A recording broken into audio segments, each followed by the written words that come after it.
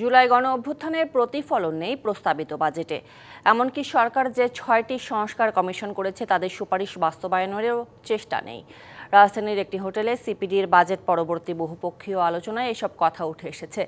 আলোচনায় অংশ নিয়ে সমাজের অবহেলিত ও পিছিয়ে পড়া জনগোষ্ঠীর মানুষ জানান, অন্তর্বর্তী সরকারের কাছে অনেক প্রত্যাশা থাকলেও আশা ভঙ্গ হয়েছে। বাজেট পরবর্তী বহুপক্ষীয় অংশীজনের বৈঠকের আয়োজন ছিল বেসরকারি গবেষণা প্রতিষ্ঠান সেন্টার ফর পলিসি ডায়ালগের। গত ৫ বছরের পর্যালোচনায় দেশের মোট জনগোষ্ঠীর মধ্যে বহু স্তরের প্রান্তিক জনগোষ্ঠী সংখ্যাগরিষ্ঠ, কিন্তু তারাই অবহেলিত থাকছে। অবহেলিতরা কি পেয়েছে আজকের বিষয়গুলো যদি চিন্তা করি, প্রবাসী শ্রমিক, দেশের শ্রমিক, কৃষক শ্রমিক, দলিত সহ বিভিন্ন ধরনের পেশাজীবী, নারী, লিঙ্গীয় বৈচিত্র্যের মানুষ, তাহলে সংখ্যাগরিষ্ঠ মানুষই আসলে অবহেলিত। অন্তর্বর্তী সরকারের কাছে অনেক প্রত্যাশা থাকলেও আশাভঙ্গ হয়েছে প্রস্তাবিত বাজেটে। এরকম একটা বাজেট চাই যেটা আমাকে সেফটি নেট থেকে আমাকে সিকিউরিটিতে প্র্যাকটিক্যালি নিবে।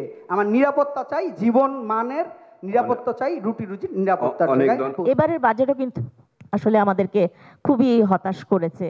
এবার আমরা দেখতে পাচ্ছি যে 50 টাকা আমাদের বাড়ানো হয়েছে ভাতায়। আমি যতদূর জানি যে সরকারি কর্মকর্তাদের বেতন বাড়ানো হবে 10 থেকে 15%। কেন? মনে হচ্ছে তো ওনারাই সবচেয়ে বেশি অবহেলিত।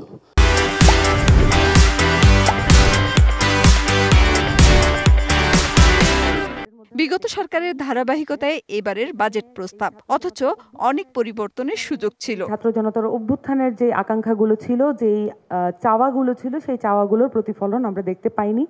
এবং বৈপ্লবিক একটি সংবিধান যেমন আমরা চাই, বৈপ্লবিক একটি এই অর্থনৈতিক বাজেটও আমরা চেয়েছিলাম। পুরো বাজেটে আমরা একটা ইনোভেটিভ পলিসি, নিউ প্রোগ্রাম পাই নাই। আমাদের প্রত্যাশা ছিল গণ অভ্যুত্থান পরবর্তী বাংলাদেশে আমরা নতুন নতুন প্রোগ্রাম দেখব। জুলাই গণ অভ্যুত্থানের প্রতিফলন বাজেটে না থাকার কারণ নিয়ে প্রশ্ন তোলেন গবেষকরাও। দের অবদানের ফলে যে সরকার ক্ষমতায় এসছে, তারা এটাকে কেন ধারণ করতে পারল না? আজকে বাজেট হয়ে যাওয়ার পরে এই হায় হুতাশের চেয়ে আমাদের এর চেয়ে অনেক বেশি আগের থেকে সচেতন হয়ে এটাকে নিশ্চিত করার জন্য পদক্ষেপ নেওয়া উচিত ছিল। সেই দিক থেকে আমরা ব্যর্থ হয়েছি। আমরা নাগরিক সমাজ। অর্থনীতিবিদরা বলছেন, বিদ্যমান বাস্তবতায় বাজেটে পরিবর্তনের সূচনা করতে পারত অন্তর্বর্তী সরকার, যার উপর ভিত্তি করে পরবর্তী নির্বাচিত সরকারকে জবাবদিহি করা সম্ভব হতো। মেহের মনি, ডিবিসি নিউজ, ঢাকা।